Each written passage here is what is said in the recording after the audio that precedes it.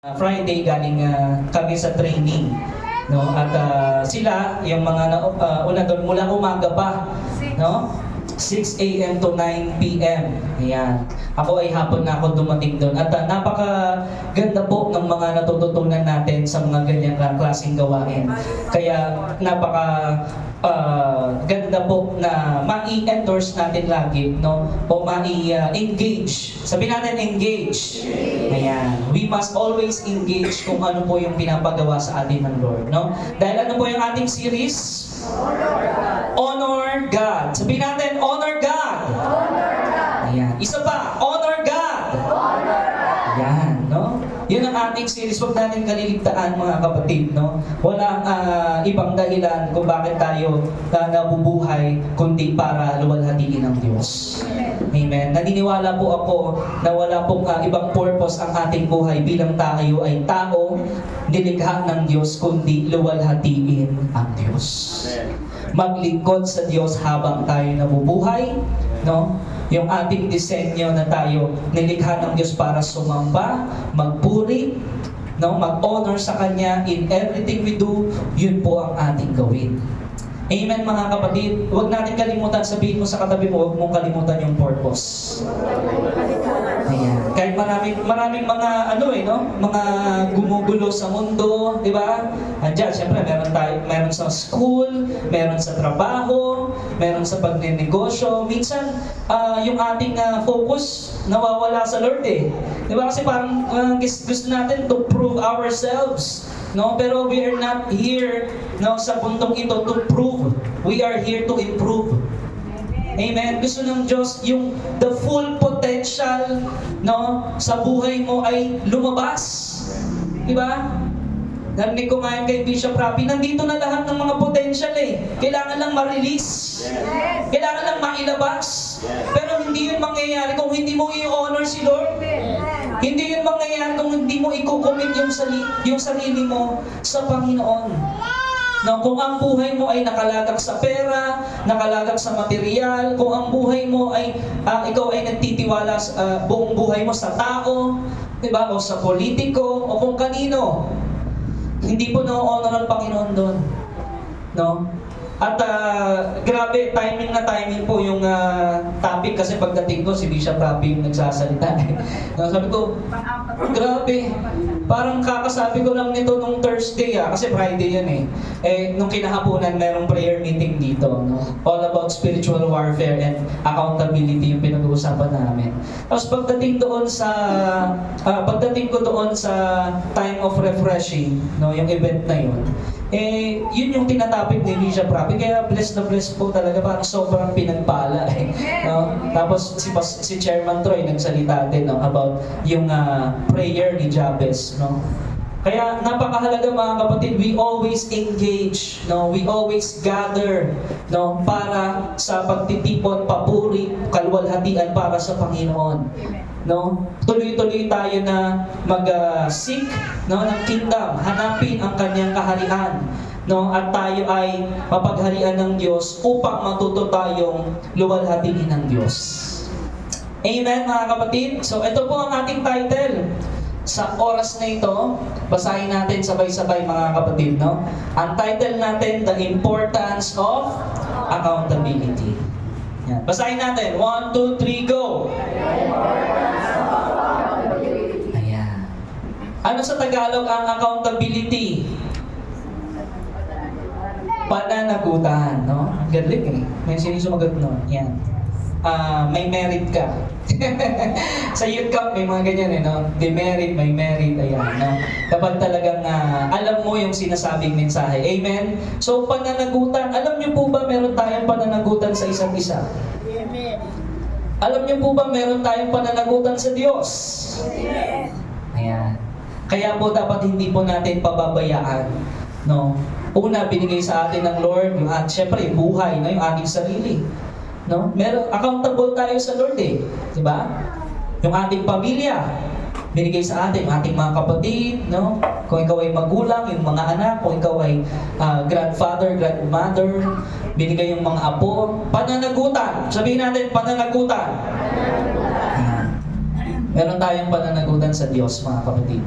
At minsan, no, dito bumabagsak ang mga Kristiyano. Nawawala yung accountability. No? Because maraming problema, maraming pressures sa buhay. Ang nangyayari, nagko-compromise, di ba? At alam ba natin, kapag nag-compromise tayo sa sanlibutan, no, ibig sabihin ng compromise, pamatok tayo, no? Or nakikisali tayo sa mga gawa ng kadiliman, a little compromise will lead to sin. Ikaw ay magkakasala. No? Kaya dapat alam natin yung ating pananagutan. Amen po mga kapatid. No?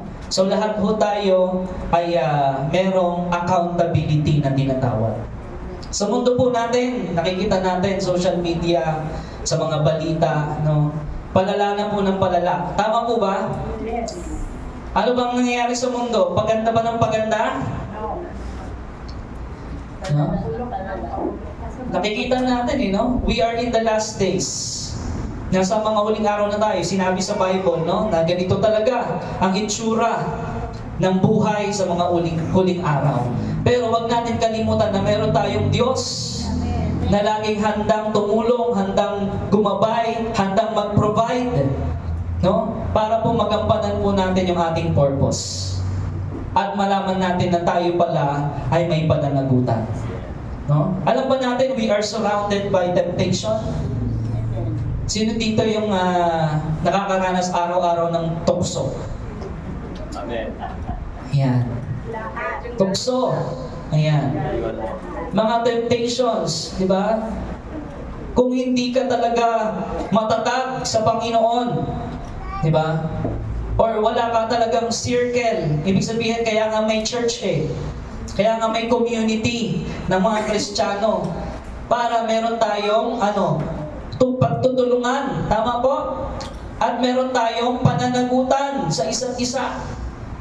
Sabi nga, paalalahanan mo yung kapatid mo. Yes. Diba? Kung nakikita mo or nararamdaman mo, medyo parang nag-iiba na siya. Diba? Paalalahanan natin. Amen po, medyo nalalayo na yung ating kapatid. Paalalahanan natin, ipanalangin natin. Dahil meron tayong pananagutan sa isa't isa. Amen. No? At kadalasan ginagamit ni Satanas, syempre, yung mga tukso sa paligid, no? There are a lot of temptations. Kaya basahin muna natin yung Ephesians, no?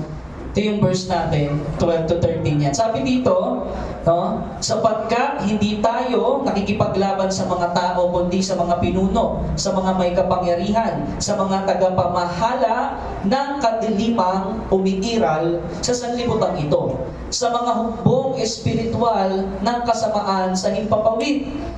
Next verse. Kaya gamitin ninyo ang kasuotang pandigma na mula sa Diyos, sa gayon makakatagal kayo sa pakikipaglaban pagdating ng araw na sumalakay ang masama.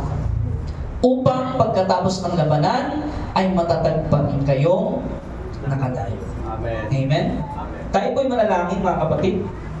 Father God in heaven, salamat po sa umagang ito, muli maririnig namin ang mensahe mo upang kami nga po, Lord, ay makalakad ng tuloy-tuloy sa pananampalataya, maluwalhati ka namin sa aming buhay, at malaman namin, Lord, ang mga dapat na prioridad at dapat gawin para nga po, O Diyos, matupad namin ang aming purpose. Salamat po, Lord. We pray for your guidance and wisdom and knowledge na ipagkaloob mo, Panginoon. Sa umagang ito, we give you all the praise and honor in Jesus' name. Amen. Palampakan nga po muna natin ng Lord. Ayan, no? Talagang napakabuti ng Panginoon. And actually, pinanood ko rin yung Passion of Christ nung Holy Week sa bahay. Ayan. Parang pag sa tuwing pinapanood mo siya, kahit alam mo na yung eksena, di ba? Ano talaga ang sakit sa puso, ang sakit sa dibdib, at ma-realize mo, ginawa yun ng Lord kasi para sa'yo. Pinagpintangan siyang kriminal, pinagpintangan siya ng kung ano-ano, di ba, na bumabastos sa Diyos, no? At siya ay pinako sa krus kahit wala siyang kasalanan. Amen? Kaya siya pinako sa krus para hindi tayo mapahamak. Amen? Para hindi tayo mapunta sa impyerno. Gusto ng Panginoon makasama ka. Sabihin mo sa katabi mo, gusto ng Panginoon kasama ka.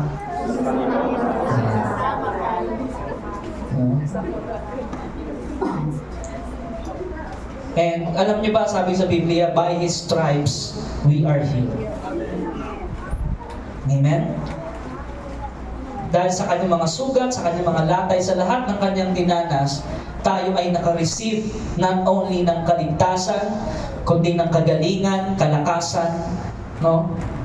At lahat-lahat ng magagandang bagay ay nare-receive natin. No? Kaya ano ba ang proper response natin sa Panginoon? Ano ba ang tamang tugon natin sa Lord? No? Walang iba kundi pananampalataya sa Kanya. Pag sinabing pananampalataya, buong buhay mo, ibinigay mo na sa Kanya. Amen po, mga kapatid? Hindi na sa atin to. Naalala niyo yung first week, yung title natin, God is our Master. Hindi na tayo no?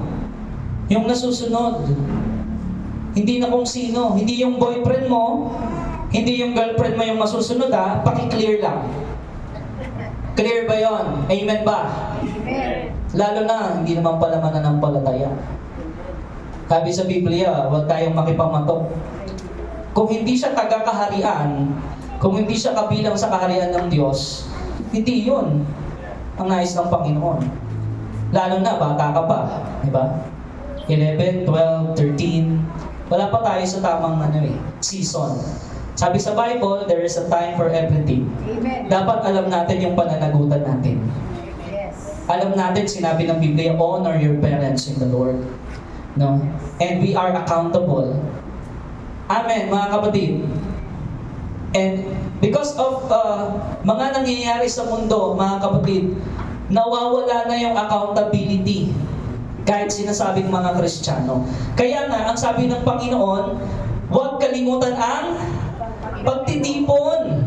At doon sa pagtitipon na yon, yung mga cell group, yung ating mga gatherings, amen, sinasabi natin yung struggles natin, amen? Kasi nga may pananagutan tayo sa isa't isa no? At ang Lord, kikilos kapag ganoon, kapag inamin natin na meron tayong kahinaan, inamin natin na meron tayong kasalanan, no? You will receive healing. Amen. You will receive guidance. Amen. You will receive favor from God. Yes. Hallelujah. And you will be back in the right track, no? Na ikaw ay merong accountability. Amen, mga kapatid. Magiging matatag ka. Kaya nga sabi, suotin mo yung pandigma. Ano ba yung pandigma, di ba? Una sa ulo, helmet of salvation, di ba? Ibig sabihin, yung sa isip natin, dapat protektahan natin ng salita ng Diyos. Amen. Na mahal ka ng Diyos. Na concern ng Panginoon sa buhay mo, na gusto niyang maayos ang buhay mo. Huwag mong isipin, kinalimutan ka na ng Diyos. Huwag mong isipin, porket may karamdaman ka, pinaparusahan ka ng Diyos. Hindi yun ganun. Yes. Amen. Hallelujah. Mahal ka ng Diyos. Dahil lang yan, sa dilimang umiiral sa sanlibutan ito, kaya nagkakaroon ng mga masasamang bagay sa buhay natin. Yes. Kaya napakahalaga mapag-usapan natin, ano ba ang aking pananagutan? Ano ba ang dapat kong gawin? Ano ba ang prioridad ko bilang kabataan? Bilang ako ay elder sa church? Bilang ako ay leader sa church? Bilang ako ay pastor? Ano ba ang aking pananagutan? Ano ba ang dapat kong gawin? Nabanggit kanina, Matthew 6:33, di ba? Yes. Yun po ang prinsipyo, mga kapatid. Lagi natin unahin ang Panginoon. Amen. Huwag natin gawin siyang last option, last resort, na kung kailan lumala na yung problema, doon ka palang lumalapit. Gusto ng Panginoon, nagsisimula pa lang yung laban, lapit ka na sa Kanya. Amen. Hingi ka na ng game plan. Hingi ka na ng strategy. Hingi ka na, Lord, ask and it shall be given. Hingi ka na sa Lord, what shall I do, Panginoon, sa problema kong ito? What shall I do sa temptation na ito, Panginoon? Dahil I know may pananagutan ako sa iyo. Amen, mga kapatid. Sobrang dami ng temptation. Marami ng Kristiyanong patuloy na nadarapa, no? At napakahalaga ng tinatawag na accountability partner. Sabihin natin, accountability partner. Accountability partner. Ayan. Kaya nga meron tayong mga cell group Kaya nga meron tayong mga group, may mga ministry, di ba? May youth ministry, may women's ministry, No? Ano yung, may pangalan pa, di ba? G-Forge, yung isa, Luminators, di ba? Ibig sabihin, yun yung circle mo, di ba? Magpakalakasan kayo doon. Huwag kayong magsiraan, huwag kayong maghihilahan, huwag kayong mag-akusa ng walang basihan. Yes. Hallelujah. Sinasabing pananagutan, accountability partner, you know your role in the kingdom. Amen. Hallelujah. Amen? May pananagutan ka doon sa hinahawakan mo. Doon sa task na binigay sa'yo, sa assignment na binigay sa'yo, may pananagutan ka. Hallelujah. At kapag yun ang talagang tinrabaho mo, talagang binigyan mo ng importansya, kapatid, ma-honor ang Diyos. Amen. Hallelujah. Kaya mahalaga, meron tayong pinagsasabihan. May accountability partner. Lalo na kung halimbawa mag-asawa or, di ba, sa loob ng bahay at sa church, mahalaga talaga yon. Amen. Amen? Bakit? Kapag may accountability partner tayo, mga kapatid, meron tayong system, di ba, na root system na tinatawag. May ugat ka, hindi ka madaling bumagsak. Amen. Dahil may magpapaalala sa'yo Amen. na, sister, mali yata yung desisyon mo. Brother, dapat ganito yan, sabi sa Bible. Amen. Hallelujah. Meron dapat accountability circle, accountability partner. Napaka-importante sa ating mga Kristiyano para hindi ka bumagsak ng bumagsak. No? Para nandun yung consistency mo sa journey towards glorifying the Lord. Amen? Kaya, to pray with, di ba? Kasama mong nananalangin, yung circle mo, yung accountability partner mo, and help share the burden. Ano mong sabi ng Bible? Carry each other's burden and so fulfill the law of Christ. Yes. And the law of Christ is love. Christ is the end of the law. Christ is the fulfillment of the law. Yes. Hallelujah. Kaya kung meron tayong pananagutan, meron tayong pag-ibig sa ating kapwa, lalo na yung malapit sa atin, yung circle, lalo na sa pananampalataya. Kaya sinabi pala sa Bible, huwag kayong maghinawang gumawa ng mabuti, lalo na sa mga kasamahan nyo sa pananampalataya. Amen. Hallelujah. Nakakalungkot minsan, yung kasama mo sa pananampalataya, yun pa yung sinisiraan mo. Kasama mo nga yun, dapat tulungan mo eh. Amen. Meron kang pananagutan. Amen. Amen. No? Kaya mahalaga, tinuturo sa atin ng Biblia, di ba? At yung pattern ng ginawa ng Panginoong Kristo, 12, di ba? 12 yan eh. May circle sila eh. Meron nagpapaalala sa isa't isa eh. Amen po, mga kapatid. At maraming beses nakita natin, napapagalitan sila ng Lord eh. Tama po ba?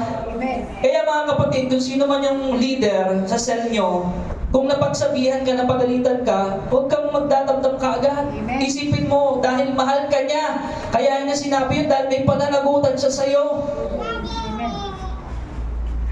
Amen. Kaya tayo kinokorek ng Lord, dahil ayaw niya tayong mapahamak, dahil mahal niya tayo. Amen. That is the importance of accountability. Amen. Kaya sabi, merong spiritual battle na hindi natin nakikita. Itong mata natin, nakikita lang natin yung mga katabi natin, yung mga physical na bagay. Pero alam niyo ba, may nangyayari sa himpapawid. Yes. No? At dapat alam natin kung yung pinadala ba sa ating tao o naka-encounter nating tao, kanino ba galing yun? Kung sa Diyos ba, sugo ng Diyos o sugo ni Satanas? Totoo po yan sa Bible eh. Yes. Amen po. Amen. Kaya mahalaga yung circle mo, mahalaga yung accountability partners. Di ba? Para matatag kayo. Hindi yung loner ka Christian. Meron bang ganon? Loner Christian. Yung di, okay na ako, Christian ako. Ayokong makasama sa kanila kasi plastic. Kung sa tingin mo righteous ka, kailangan ka nga dun eh. Amen. Amen. Tama ba, mga kapatid? May pananagutan ka dun eh. Amen. Hindi Hindi mo sila iiwasan pagkus ikaw pa ang manguna sa paggawa ng mabuti sa pag-honor sa Diyos. Kung alam mong tama ang puso mo sa Diyos. Yes. Amen. Dahil alam mong may pananagutan ka sa Diyos. Amen, mga kapatid. Kaya napakahalaga, napakabuti ng circle of friends natin. Amen. Yung circle natin. No? Naalala nyo, sabi, no, may kasabihan, tell me who your friends are, and I will tell you who you are. Diba? Pag matagal mo na nakakasama, yung salita nila, nagiging ganun-ganun rin eh. Diba? Dati hindi ka nagpe-praise the Lord, ngayon nagpe-praise the Lord ka na. Kasi sumasama ka sa community ng Christians eh. Amen. Eh kung sasama ka sa community ng tropahan ni Satanas, puro murahan yan, puro bastusan yan, puro siraan yan. Amen? Doon ma-differentiate or ma-determine kung talagang kay Kristo ka. Amen. Kung talagang alam mo yung pananagutan mo. Amen po, mga kapatid. Kaya mahalaga yung may nagpapaalala sa iyo eh. Alam niyo si David, kilala si Haring David, tama? Ang binigay ng Diyos sa kanya, si Propeta Nathan, para laging magpaalala sa kanya kung siya'y mali Yeah. or siya'y ay ano. No? Kaya nagpapasalamat ako, ang daming Nathan dito eh, nagpapaalala sa akin. No? Glory to God. Praise God, nananalangin para sa akin. Ang dami eh. No? At gayon din sa samahan ng mga pastor sa Imos, di ba? We need more Nathans. Yes. Yung nagpapaalala na ganito po ang purpose natin. Ganito po ang nais ng Lord gawin natin. Yes. No? Ang nagpapaalala na, kapatid, baka natatalo ka na sa spiritual battle. No? Sabihin mo kung ano yung struggle mo Yes. at tayo ay magtutulungan para mapagtagumpayan yan. Narinig na natin, di ba? No man is an island. Amen. Hindi mo kaya mag-isa. Yes. No? Sabihin natin, sa katabi natin, hindi ko kaya, wala ka.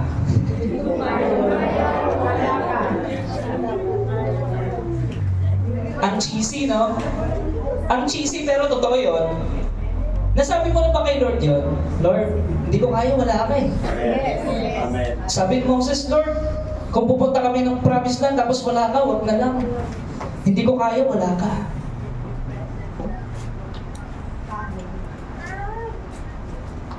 Let that sink in. Amen, mga kapatid. Alam natin dapat yung pananagutan natin sa isa't isa. Paalalahanan natin yung isa't isa. Kasi meron tayong spiritual battle eh. Yeah. No? Inaatake ang bawat isa sa atin. Merong temptations. It's a jungle of temptation out there. In social media. In the news. No? In schools. Di po ba? Biruin mo sa loob ng school, nagpatayan, estudyante. May kilos si Satanas eh. Yes. Anong dapat natin gawin, mga kapatid? We must value our circle. We must value the community na binigay sa atin ng Panginoon. Katulad nito, DOCGM, pahalagahan natin to. Amen. Amen. Bahay natin to. Amen. Pamilya tayo ng Diyos. Hallelujah. Huwag tayong mag-iwanan, huwag tayong magsiraan. Magtulungan tayo sa battle. Amen. Hallelujah. Meron tayong pananagutan sa Diyos. Meron tayong pananagutan sa isa't isa. Amen, mga kapatid? It's a way to honor God. Kaya sabi, it is good to have a brother or sister we can count on. Sabihin mo sa kapatid mo, sa katabi mo, you can count on me.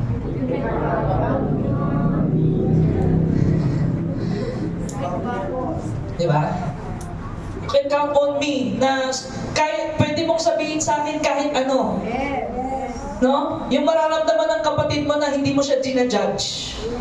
Iparamdam mo sa kanya yon na hindi mo siya inaakusahan, hindi mo siya hinahatulan. Iparamdam mo sa kanya na nariyan ka, na may pananagutan ka sa kanya, na gusto mo siyang tulungan Amen. sa kanyang nararanasang paghihirap. Amen po, mga kapatid. Kaya napakaganda, no? Pag nakita yun ng Panginoon, kapatid, Kapag nakita ng Lord ang DOCGM, may pananagutan sa isa't isa. Grabe, ang gagawin ng Lord, ibubuhos ang blessings. Amen. No?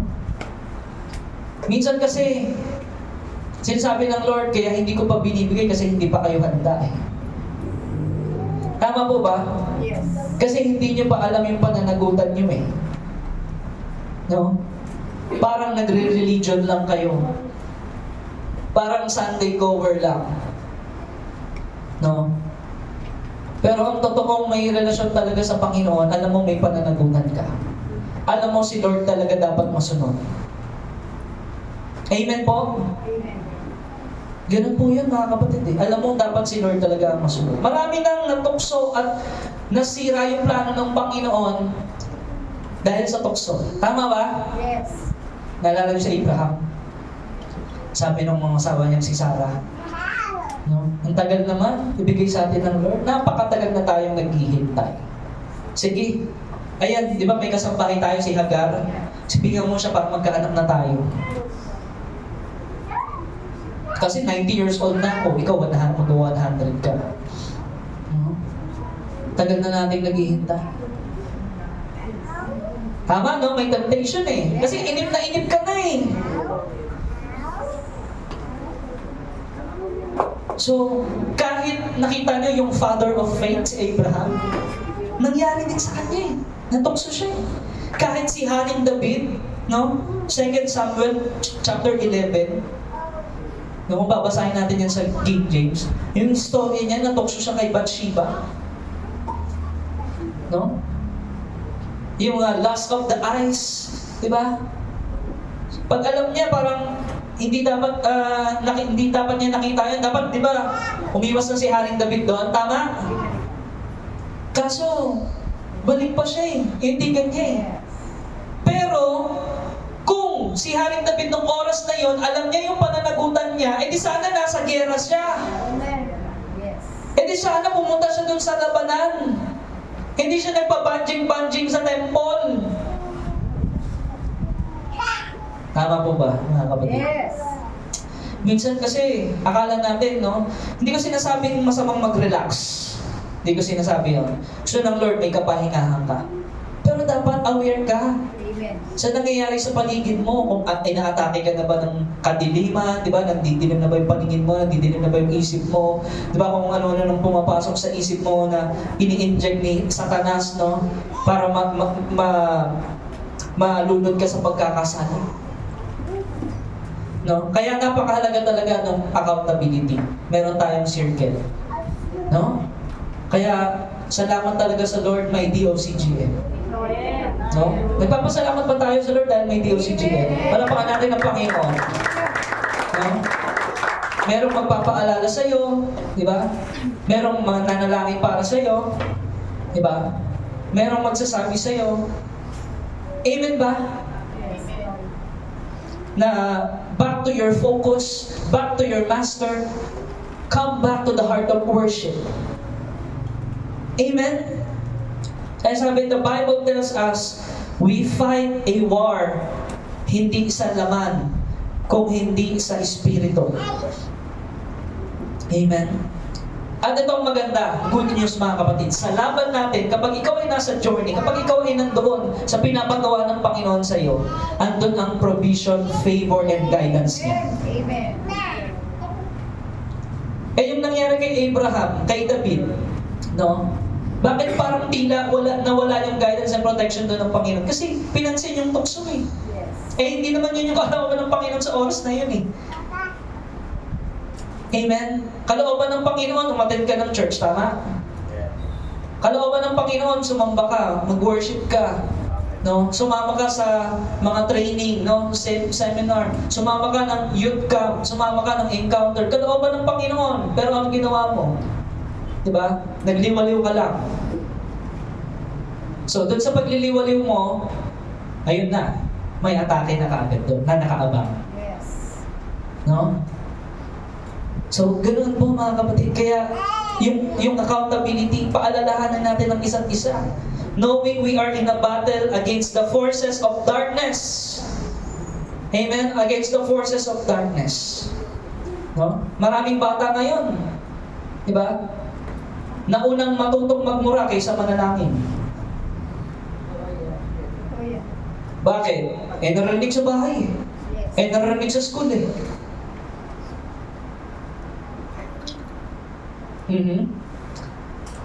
Nung ako po ay teenager, talagang malutong. No? Kasi yun yung kinalakihan ko eh. Yun yung community ko eh. Pero nung na-encounter mo ang Lord, ay ginagamit ko pala to para mag-praise. Amen. Ginagamit ko pala to worship. No? To honor the Lord. Ang sabi ng Biblia, doon sa parehong dila, hindi mo pwedeng gamitin papuri at paninira sa kapwa. Yes. Doon sa parehong dila, hindi mo pwedeng gamitin pagmumura at papuri sa Diyos. Yes. Amen po. Yan po ang ipananagutan. Yes. Kasama po yan sa serye nating Honor God. Yang pananagutan natin ngayon. Anong pananagutan natin sa mga kabataan? Turuan silang manalangin. No? Unti-unti mawawala yung pagmumura niyan kasi marunong na siyang manalangin. Dahil sa panalangin, may kapangyarihan ng Diyos baguhin ang dila. Pero kung hindi siya matututong umamin sa Lord at i-receive ang Lord bilang kanyang tagapagligtas at Diyos, hindi mababago ang ating buhay, ang ating dila.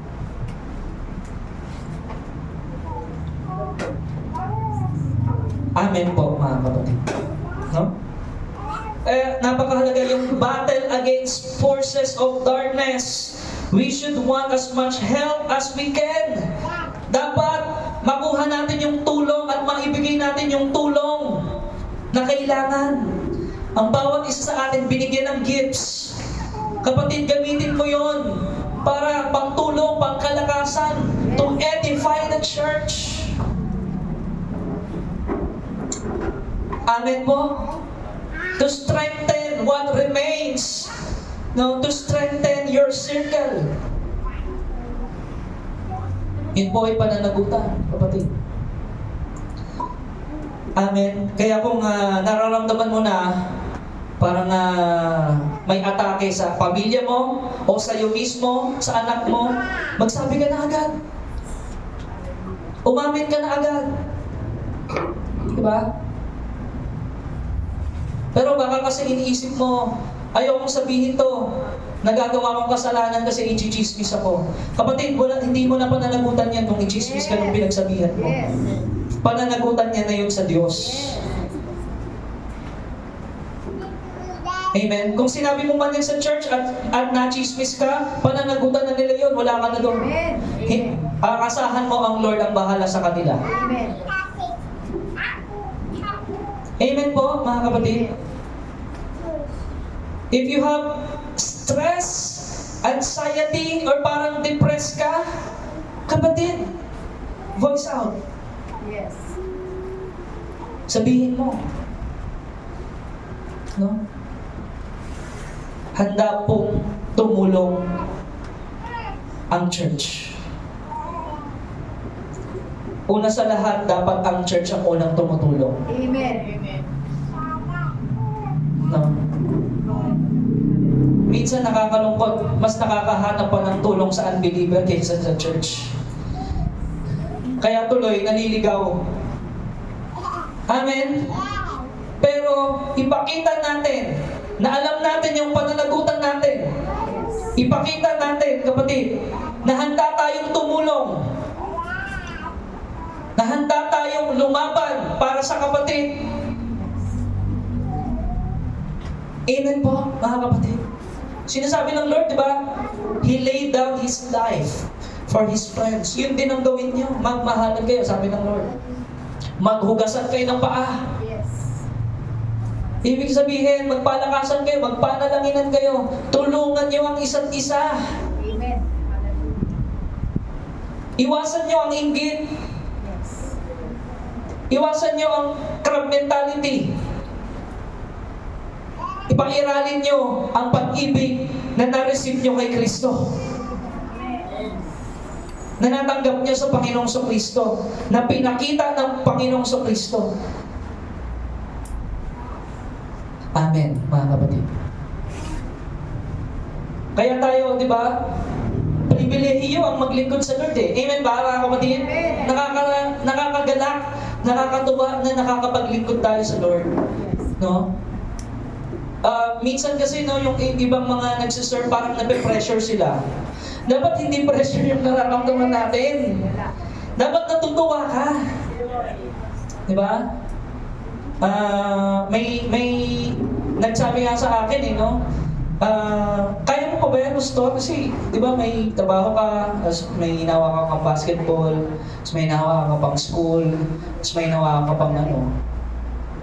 Hindi ako nape-pressure dun eh. Ang nararamdaman ko ay kagalakang maglingkod sa Diyos ko at sa tagapagligtas ko. Dahil alam ko yung pananagutan ko. Yes. Alam ko yung pananagutan ko sa pamilya ko. No? Alam ko yung pananagutan ko na nilagay ako dito ng Panginoon. Yes. Kaya, everything na binigay sa akin ng Panginoon ay gamitin para sa Kanyang honor. Amen, Lord. Amen. Sino dito yung willing talaga na tumayo sa pananagutan niya? Amen. Pumalakpak sa Lord, yung willing talaga tumayo sa pananagutan niya. Yung willing tulungan yung kapatid niya. Amen. Ganun po yun, mga kapatid. Yun kaya tayo narito. No? Not to prove, para hindi patunayan yung sarili natin sa isa't isa, no. Yes. But to improve each and every one of Amen. us na nasa sentro natin si Kristo. Amen po, mga kapatid. Kaya sabi, sa verse 13, ito, sabi doon, kaya't gamitin ninyo. Meron pa lang ibinigay ang Lord, no? Amen. Na dapat gamitin. Huwag mong kalilimutang suotin.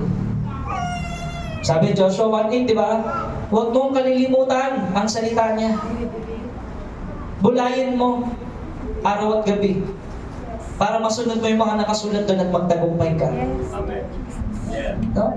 Gamitin ninyo yung kasuotan pandigma, yung sinisimbolo nito, mga kapatid, yung prinsipyo, yung aral ng Diyos.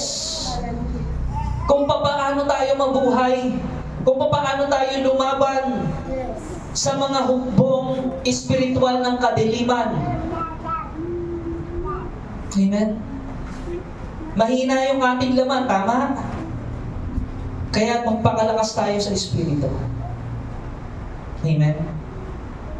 Maging aktibo ka sa panalangin, aktibo ka sa Word of God, aktibo ka sa gawain.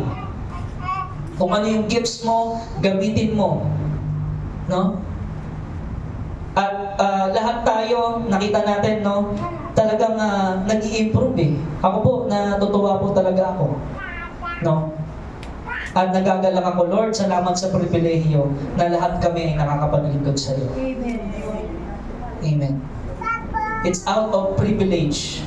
No, hindi lang basta responsibility, no. Pribilehiyo, grabe. Binigyan tayo ng ganung klase ng Panginoon. Ng cell group, ng task, ng assignment. Binigyan tayo ng Lord. Grabe pribilehiyo yun. Para ma-honor ang pangalan ng Panginoon. Amen po. At na-honor din natin, nabanggit din kanina, in our finances. Amen. Kaya nga meron tayong tinalakay about tithes and offering eh. Tama? Yes. No? So hindi tayo nagiging legalistic dapat. No? Kasi alam niyo kung magiging legalistic tayo, kung yung tithes lang talaga, yung iba sumusobra sa bigay eh. Hindi lang 10% binibigay eh.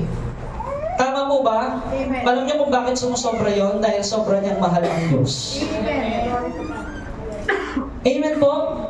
Kaya tayo nag-e-exert ng effort, nagbibigay dahil sa pag-ibig.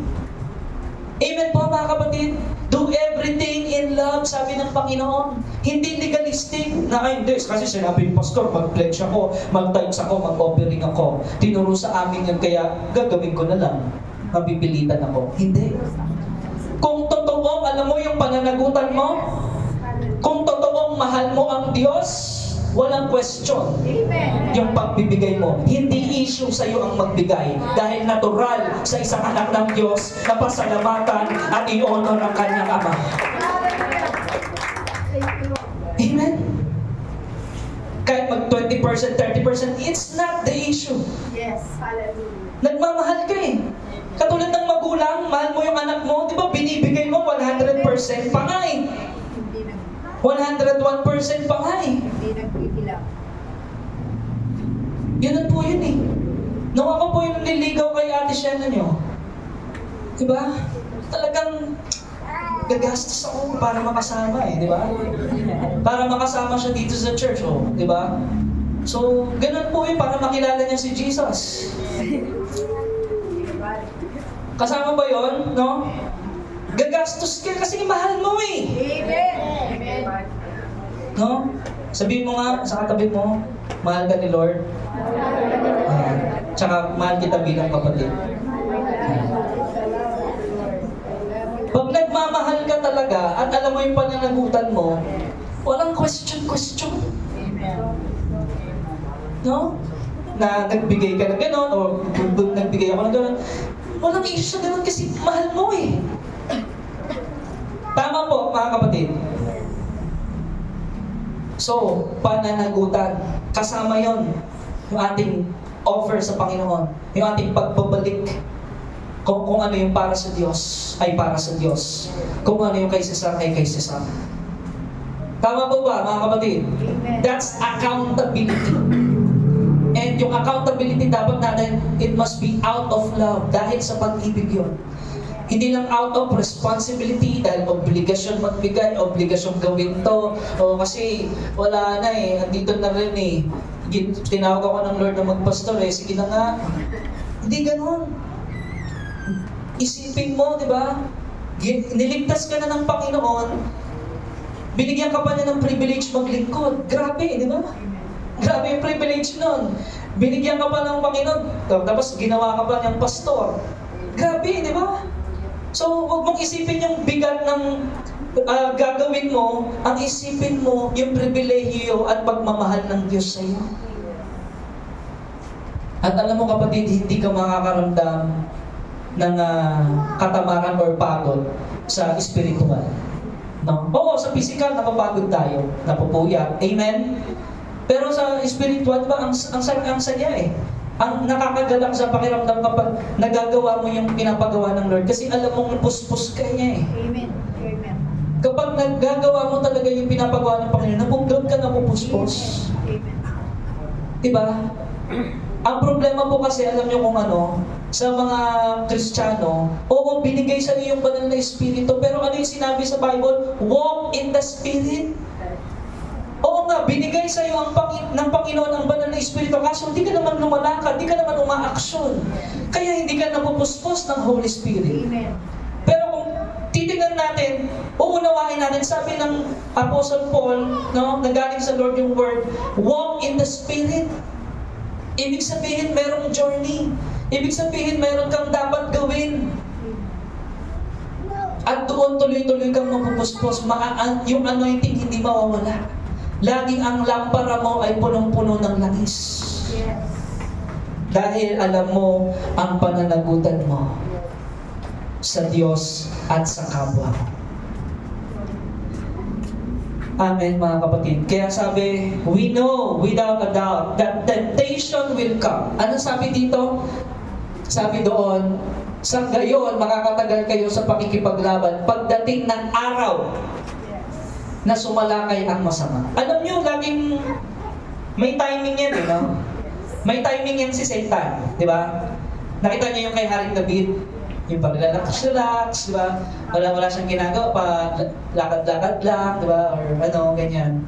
Yung complacency sa English, no? Ibig sabihin yung parang meron ka dapat gawin pero hindi mo ginawa. Yun. Complacency yun eh. No? Yun. ang perfect timing ni Satanas para sumalakay. Yes. No? Butas ka dun. Amen? Kaya sabi doon, pagdating ng araw, laging may timing yan si Satan eh. No? Napansin niyo ba mga kapatid, no? Minsan kahit sa panaginip, di ba? Naatake ka niya. Tapos pag-gising mo, parang ang gulo ng bahay. Ewan ko kung naranasan niyo yun, no? Tapos parang mainit yung ulo mo. Amen? Yes. It's a sign. Sumasalakay na. On that evil day. Di ba? Tapos naka-receive ka ng text, ay, si Ganoon, na-aksidente. Or something. Hindi po ba? May ganoon eh. Tapos parang meron ka nararamdaman na something na hindi mo maintindihan. Na parang pressure. Naunawaan niyo ba yung mga kapatid? Yes. Tapos sunod-sunod yung problema. Ayan na. Yun yung tinatawag na pagdating ng araw ng pagsalakay ni Satanas. Ano ang dapat natin gawin? Sabi doon, no, gamitin ninyo yung kasuotang pandigma. Diba? Helmet of salvation. Sabi ng Panginoon, mahal ka niya, niligtas ka niya. No? Pray without ceasing. No? Right there and there, sabi mo sa Panginoon, hingi ka ng tulong. Manalangin ka. No? Kasi alam mo, inaatake ka eh. Tama, mga kapatid? So, mag-pray ka kaagad sa Lord. Amen. Idulog mo kaagad sa Panginoon. Huwag kang munang gumawa ng sarili mong decision or paraan. Yes. Kasi darating talaga, mayroon talagang pagsalakay. Tatimingan ka talaga niyan. Amen? Sabihin mo sa katabi mo, humanda ka. Hindi yan pananakot ha. Ang ibig sabihin ng humanda ka, utos yan ng Lord, dapat laging handa ka. Always be watchful. Yes. Ano yung sabihin ng watchful? Prayerful, magbantay kayo. Diba? Eh nung malapit nang ibago ang Panginoong Kristo, ipagkanulo eh. Pagbalik niya doon, sa mga disciples siya, ang ginagawa? Tutulog, no? Kumbaga, kung ipipicture out pa natin, yung isa tululaway pa. Tapos, di ba, umihilig pa eh. Parang walang pakialam na sinasabi na nga ng Panginoon, the hour has come, di ba? Nako, ipagkakanulo ang anak ng tao. Parang sila, parang, totoo ba yan? Tulog na lang tayo. Di ba? Eh tapos sinabi sa church, kailangan natin mag-prayer and fasting. Basta, boring naman yan, nakakatamad naman yan eh. Sinabi ng pastor, kasi nasa mga huling araw na tayo at alam natin matindi ang atake ngayon. Diba? Kailangan natin sama-samang manalangin. O, magkita-kita tayo, 9 a.m. in the morning. No? Eh, nag-alarm ka, 8 o'clock, no?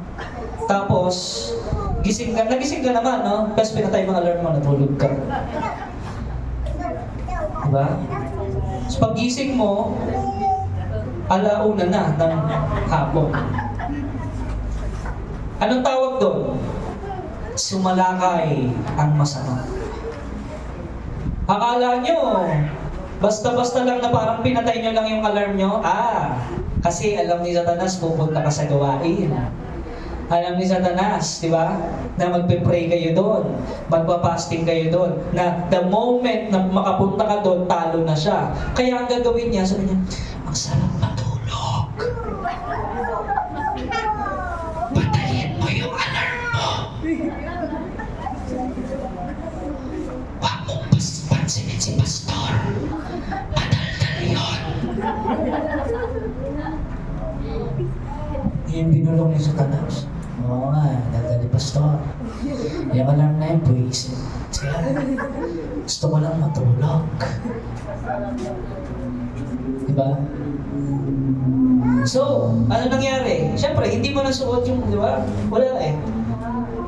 So ngayon, siyempre, andun na. Sumalakay ang masama. Darating yun eh.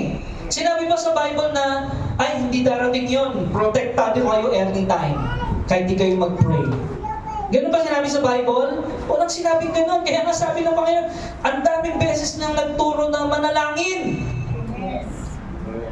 Because there is an attack.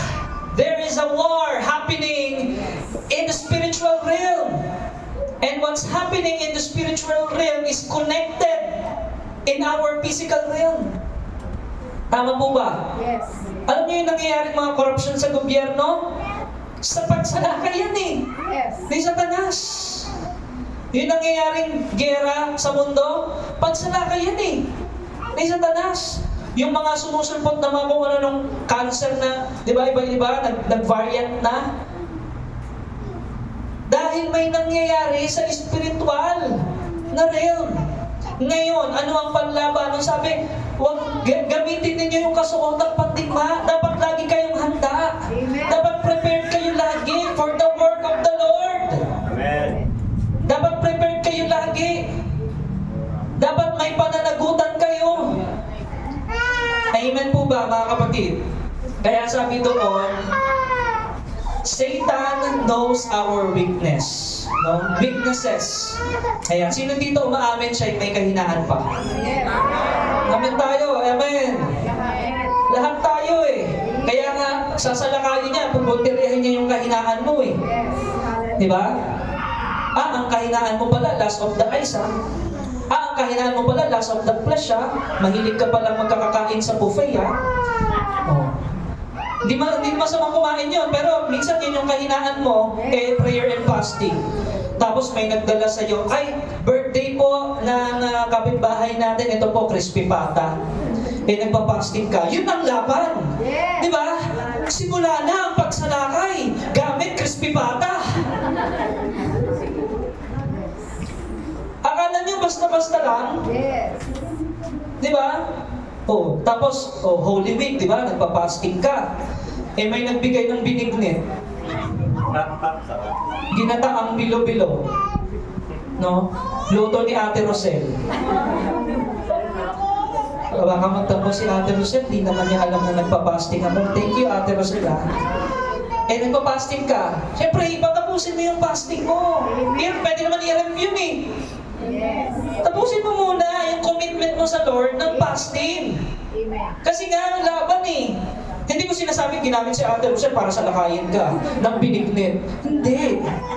Siyempre, mahal ka ng kapatid o. Siyempre, nagbigayan yan eh. Pero hindi naman kasi dinideklara lagi na, fasting ako, huwag kayo magbibigay. Si Spurgeon, kung bibigay ng mayonnaise, fasting ako Tsaka ng fruit salad Hindi naman niya alam yun eh. So, yun ang labanan. Di ba? Yung laman mo at yung espiritu mo. Tama? Alam mo, may pananagutan ka. May pananagutan ako sa Lord. Naka-fasting ako ngayon. Naka-schedule ako ng fasting ngayon. So, kailangan gagawin ko to. Kasi pagpapalakas to ng spiritual. Amen. Amen! Naunawaan ba natin mga kapatid yung pananagutan? Ayan. So, ganun po yun. Kaya sabi doon, you may be able to stand your ground. No? And after you have done everything, to stand. Ayan. No? Hindi ka matitinag kasi nga, suot-suot mo yung pandigma. Amen. Kahit anong tukso ni Satanas, hindi ka magpapadala. Di ba? Hindi ka magpapadala sa tukso. No? So, kung halimbawa, ganyan, no? Siyempre, election Tama, no? Merong prayer and fasting sa church, no, na ginagawa. Nandun ka sa prayer and fasting. May nag-chat sa'yo. Andito yung isang politiko, namimigay ng 500. Pastor, uwi lang ako saglit yung shift ko ng prayer and fasting, sa kanya ko muna ibibigay. Kaya-kaya naman niya yan No, may pupunta lang ako kasi may gagawin ako, may kukunin lang ako sa bahay. Pwede nakapagsinungaling ka na. Yun! Sumalakay! Yung masama. Binibigyan ko na kayo ng example para mag-gets nyo mga kapatid Simple lang yan. Simple lang yung pagsalakay sa'yo. Pero dapat alam mo yung pananagutan mo. Simplihan lang yan. Parang hindi halata, di ba? Parang hindi halata Pero pagsalakay pala yun sa'yo para masira ka sa focus, para masira yung priority mo, tapos magulo-gulo na yung isip mo. No? Tapos unti-unti ka na manlalamig, di ba? Unti-unti ka na, di ba? Tapos may mga tumatawag mga kaibigan sa'yo, "Hindi ka na, pre!" Ayan. So, nalalamig ka na, no? Hindi! Konting pampagana lang yan, pre! Ayun, sumalakay. Di ba? Merong ginagamit na agent eh, di ba? Sabi ni Bishop Rafi eh. Yes. Na nasugo agent, sinugo sa'yo para salakayin ka. Na akala mo, di ba, anghel ng kaliwanagan, di ba? Kasi ayos na ayos siya. Hello po. Kami po ay sa partido ni ganito. At meron po kaming ganito. Eh, di ba? Siyempre, nagde-devotion ka. No? Iniimbitahan po namin kayo, now na. No? At ang dami pong pera niya nung partido namin. Kaya, halika na. Sumalakay, oh. Naunawaan natin, mga kapatid. Yes. Hallelujah. Yun ang temptation ni Judas. Pera, di ba? Pera eh. O, sige. Yung halikan mo, yun yung kukunin namin ha. Kakaroon ka ng 30 pieces of silver. Paghalik ni Judas, no? Ayun. Yun na ang sign na damping niya na si Kristo. Amen. So, basahin natin Proverbs 27:17. Buhay pa ba tayo, mga kapatid? Palapakan natin ng Lord.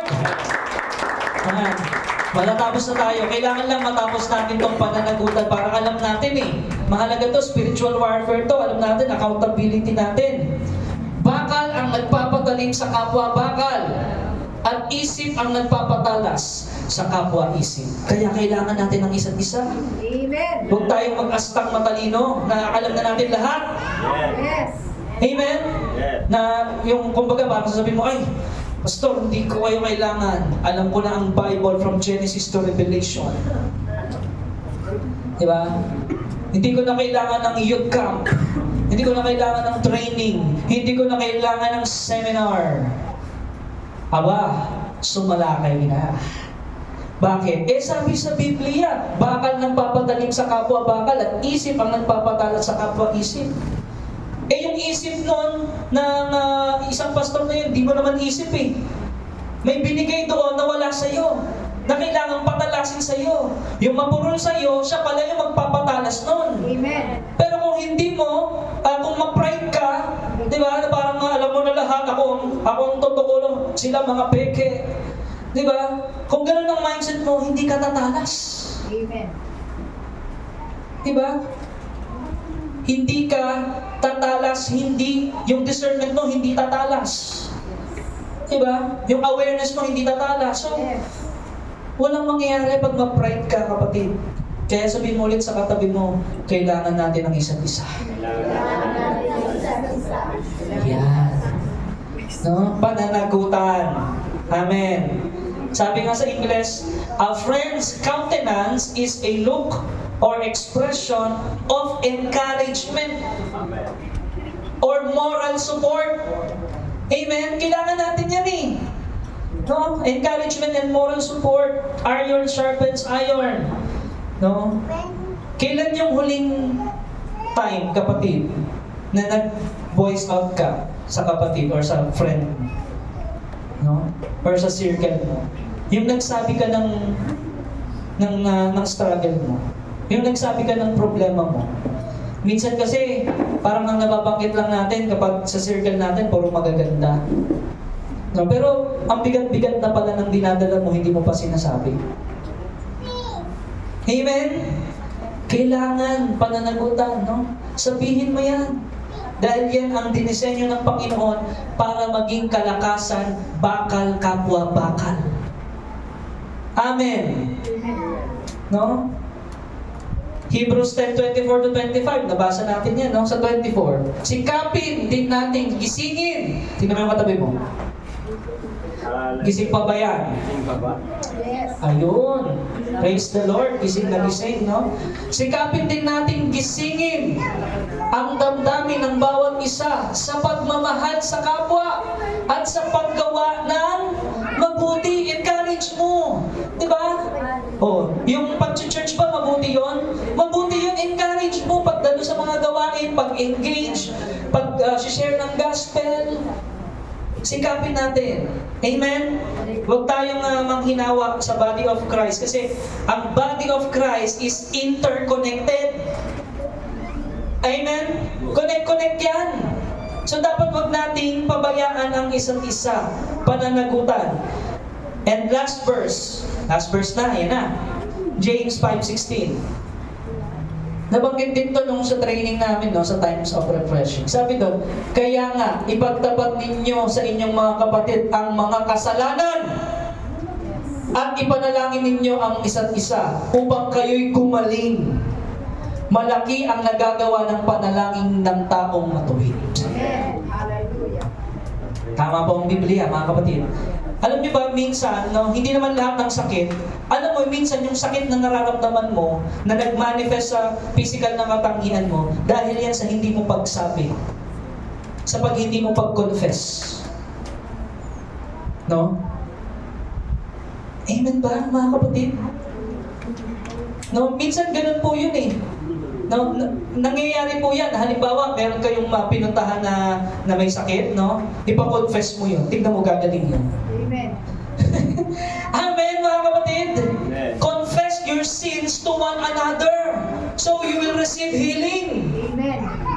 Eh sabi ka ng sabi, gusto mo ng healing. Eh hindi ka naman nagko-confess. Hindi mo talaga ma-receive yun kasi hindi mo binubuksan yung puso mo. Amen. Kung bubuksan natin ang puso natin sa isa't isa, dahil alam natin may pananagutan tayo sa isa't isa, gagaling ka, kapatid. Emotionally, di ba? Pwedeng physically, mentally, and above all else, spiritually. Actually, kasama na nga yung financial dyan eh. Yes. Amen. Yes. Gagaling din eh. Amen. Bakit? Kinonfess mo eh. Yes. Na nagkasala ka, nagkamali ka. Tama? O, na-open yung puso mo. Ayun, papasok ang kagalingan mula sa banal na Espiritu. Amen. Hallelujah. Bakit? Dahil nag-confess ka at ipapanalangin ka. Ano ipapanalangin? O, naging matuwid ka ngayon sa harapan ng Panginoon. Eh, ang prayer of a righteous man is powerful and effective. Yes. Sino dito yung gusto kapag nag-pray siya talagang epektibo? Amen. Gusto natin yan, mga kapatid? Amen. Mag-confess tayo Yes. sa isa't isa. Huwag tayong magsikretuhan, huwag tayong mag-anuhan, di ba, magtaguan, magtagu-taguan, di ba, maibataya. Tayo wag ganon. Confess, accountability. No, sabihin mo kung ano yung nagagawa mo, yung kahinaan mo, sabihin mo. Para maipanalangin ka. Pag naipanalangin ka, doon marireceive mo ang healing, ang deliverance, ang guidance ng Panginoon, ang wisdom mula sa Panginoon. Hallelujah. At kapag ikaw ay nanalangin, walang hadlang. Amen. Pasok na pasok sa kaharian ng langit at marireceive mo ang sagot. Bababa mula sa langit. Amen, mga kapatid. So, connected tayong lahat. Walang iwanan sa body of Christ. Amen? Ganun po yun. Kasi kapag meron tayong parang tinatago, di ba, ang bigat? Aminin natin yun, amen? Mabigat eh. Na meron pa lang pailalim na inaakusahan kang kapatid, na wala namang basihan. Di ba? Ang bigat yun. Kaya, puro sakit-sakit nararamdaman mo. Tama ba ang Biblia? Amen. Tama po yun. Pero pag kinonfess mo, tignan mo, magagaling ka. Amen. Kasi inamin mo eh. Humingi ka ng tawad, nakareceive ka ng kapatawaran, gaya ng pagpapatawad ng Diyos.